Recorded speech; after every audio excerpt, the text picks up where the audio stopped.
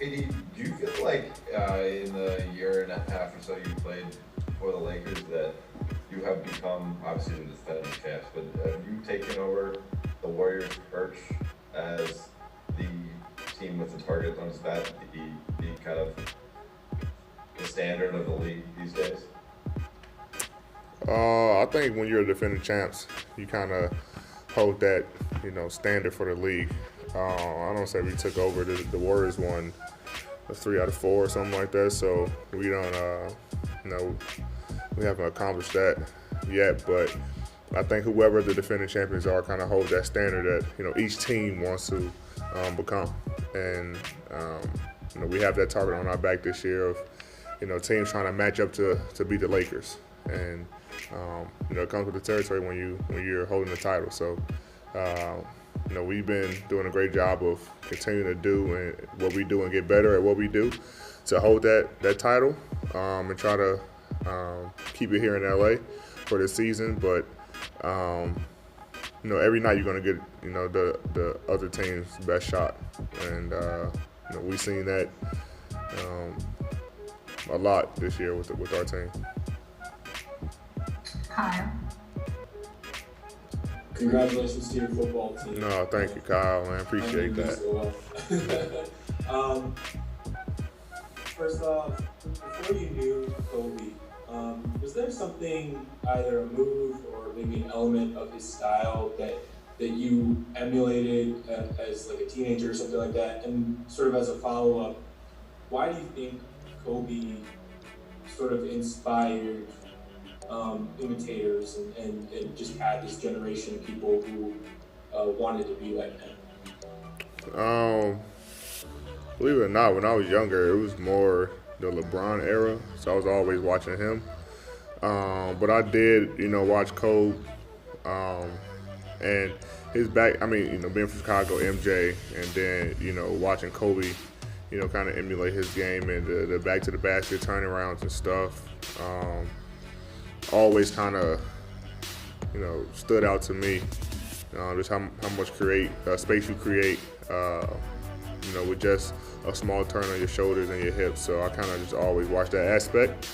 But I just think, we hear it now with his Mamba mentality. I think that just kind of resonates with everyone, in their personal lives as well, not just in sports. And, the way he,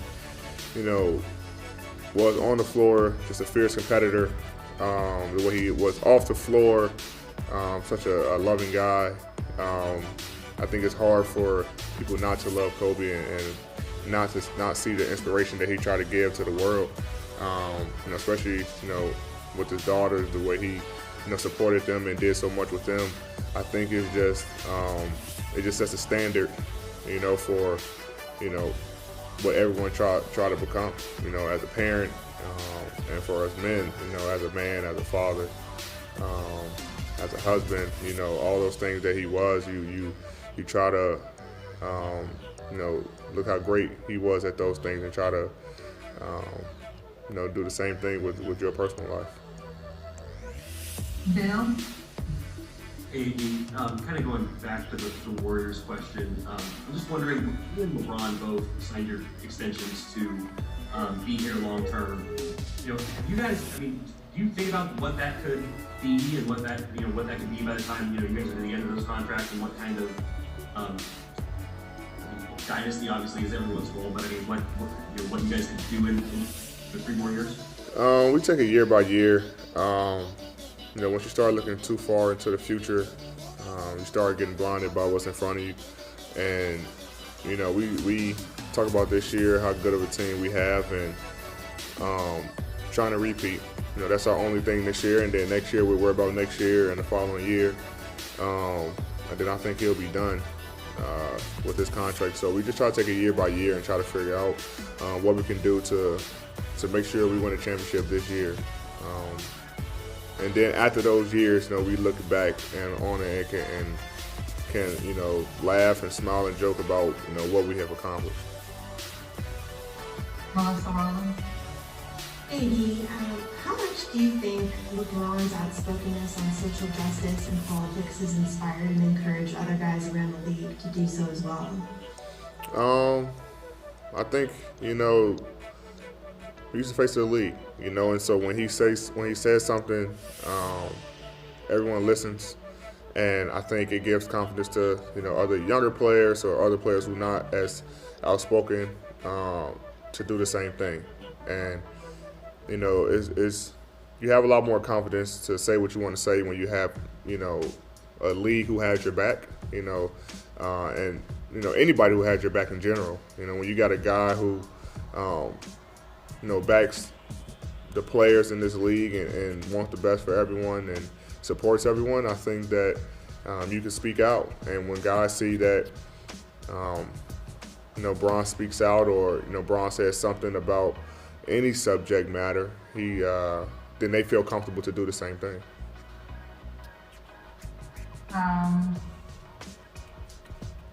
Was it took or took? Took, sorry. Okay. Speaking of that, with what's happened in the past year, what does it mean to you to be able to play on MLK Day tomorrow? It's an honor. I think in my career, I think I probably played 4 or 5 times on MLK Day, and it's always an honor. Usually, being in New Orleans, it was in Memphis, which was a whole different honor. But I think just playing on MLK Day is an honor for me, it's an honor for our organization, for our team. Like you said, especially when everything that's going on around the world over the past year and then leading to this year. I wouldn't be surprised to hear a lot of guys speaking out tomorrow about everything that's going on. There's a lot of talk about starting the season, tomorrow, just make it more powerful. But for everything that MLK did for us, did for this world. Anytime you get a chance to play on MLK Day and represent what he wanted all along, you couldn't be more happier to do so. At least I'll definitely be happy to play. Sorry about that. Last question, Kari. What's happening, Nate? What's up, man? You said you looked up to, you kind of like looked up to LeBron. And watched him growing up. So what does that mean to kind of like play with him to this day? I know, you said it to the fact that you in the NBA, you're a superstar yourself. But what does that mean to play with somebody that you kind of, watch growing up? Yeah, it's crazy you say that because when we were in the bubble, he was getting like accomplishment after accomplishment, breaking record after record, and me, him, and some of our guys that was with us was making a joke about how next he's gonna break the record for most shoes he's tied, and it was just crazy thing that he's breaking records for. So, and I was on a bus one day on the way to the game, and I can't remember what game it was. It was in the playoffs though, and I was on Instagram and I saw a post about LeBron, and it was basically saying that he was top 3 in like almost every statistical category, and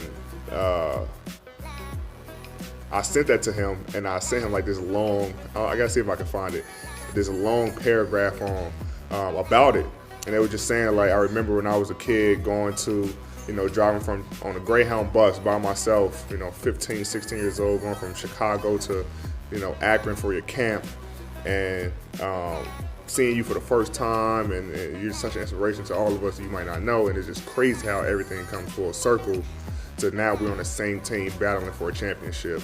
And it was a lot more like in depth about it, but you kind of just hit these moments where you realize like the guy I looked up to and had all his shoes and wanted to be like, and now we're teammates, one of my closest friends. So it all just comes full circle, and I'm pretty sure he was the same way, with a guy like Kobe, and even, not getting a chance to play against MJ, but he probably did when MJ was the Warriors, I'm not sure, but it was kind of like that same feeling for me, and I kind of just told him that, and it felt kind of awkward just walking to the locker room, like sending a heartfelt message to him. And now we about to go play, and we right next to each other. So like, damn, what is he gonna say? Like, man, you soft, or like, you gonna see me before a game? So it's kind of weird. But he said nothing about it, and after the game he said something. So it's a pretty cool moment to be able to play with one of the guys, play alongside one of the guys you look up to. And especially now for the next.